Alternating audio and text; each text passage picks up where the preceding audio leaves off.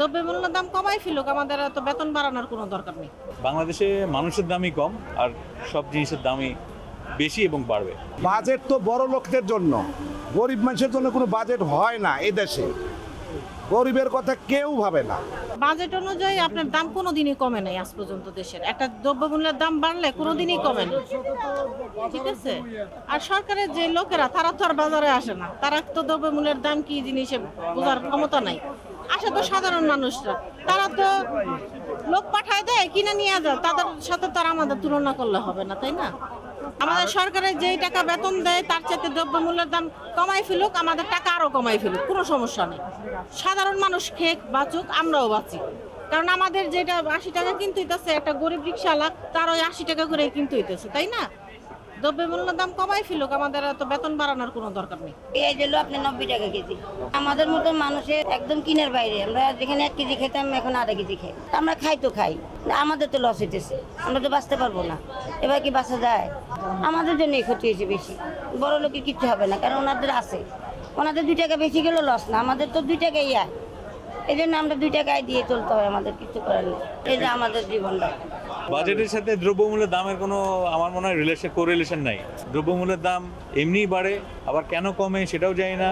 বাংলাদেশে মানুষের দামই কম আর সব জিনিসের দামই বেশি এবং বাড়বে।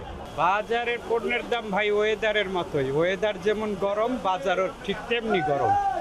পেঁয়াজ, রসুন, আদা এগুলোর তো আকাশচুম্বী দাম আর কি। এইখানে তো সরকারের নিয়ন্ত্রণ নাই, এইখানে জনগণ সিন্ডিকেট করে। সিন্ডিকেট তো সরকার নিজেই যে যেমনে পাচ্ছে, এতে কোনো জবাবদিহিতা নাই। জবাবদিহিতা থাকলে তো মানুষ চিন্তা করতো যে না, আজকে আমি 10 টাকার জিনিস 20 টাকা বিক্রি করতেছি, আমাকে জবাবদিহি করতে হবে।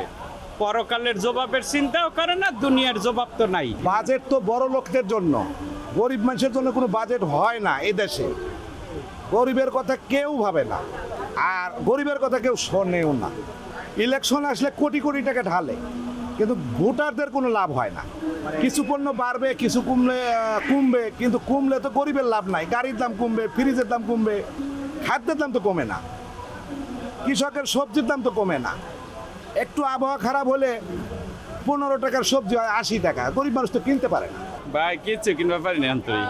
যে জিনিসের দাম মানে বলার মতো না, ঈদ নাইতে ঈদের দাম বাড়াই দিছে। কোনো জিনিস মানে 40 টাকার নিচে নাই, সব 40, 50, 60। এই যে একটা সিগারেট, আমি সিগারেট সিগারেট কিনতে গেছি, মানে জিজ্ঞেস করছি কত, 8 টাকার সিগারেট নাকি 10 টাকা গেছে গা, আর 10 টাকার সিগারেট নাকি 12 টাকা। ওইগুলো হোক গা, ওইগুলো খাই না, কিন্তু যেগুলো নিত্য প্রয়োজনীয় আমরা খাইয়া পাচ্ছেন ওইগুলোর দামই বেশি। ফোনে টাকা ভরতে ভরতে টাকা থাকে না, কি অবস্থা মানে কেমন করে কাইটা নেই যে আমরা বুঝতে পারি না, জানি না এরকম অবস্থা। তো দেশের কি অবস্থা, মানুষ কেমন করবে, কোথায় যাবে, কি করবে, মানে না আছে বলার মানুষ, না আছে শোনার মানুষ, না আছে কিছু করার, মানে কোনো কিছু মানে সমাধানই হইতেছে না দেশে। সাধারণ লোক তো ইনকামের বাইরে, এখন সাধারণ লোকের জন্য তো ক্রয় ক্ষমতা মানে খুবই একদম চাপাচাপির ভিতরে। প্রত্যেকটা জিনিসে আপনি ওই কারণে এমন কোনো জিনিস নাই যে দাম না বাড়ছে। আর এগুলো লোক একটা হলো ইচ্ছে, একটা মানে অনিচ্ছায়। তখন একটা বাজারের দিন বাড়ছে, সেটা বাড়লো, সেটা আল্লাহ হিসাব। আর হলো জানো যে একটু সংকট হইলো, তখন ডাবল দাম বাড়া দিল। এই যে আলু এখনও 60 টাকা, 60 টাকা 70 টাকা কেজি।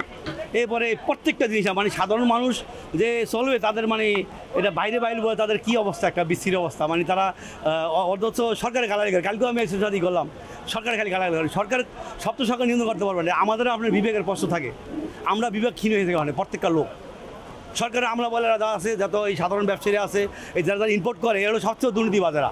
এরা ইম্পোর্ট হওয়ার সবচেয়ে দুর্নীতিবাজ। এরা হলো ইম্পোর্ট করে ওই একটা মাল বাজারে 5 টাকা লাভে ছেড়ে দেয়, এই খুচরা ব্যবসায়ীরা গিয়ে আসে মুখোমুখি হয়। বড় লোকেরা বেশি বড় লোক আছে, এরা ইম্পোর্ট করে হাজার কোটি টাকা, হাজার কোটি বানিয়ে আছে। সাধারণ পাবলিকে কষ্ট করতেছে, একদম সমস্যা হইতেছে না। মাঝখানে লাভ হয়েছে সাধারণ বড় ব্যবসায়ীগুলো।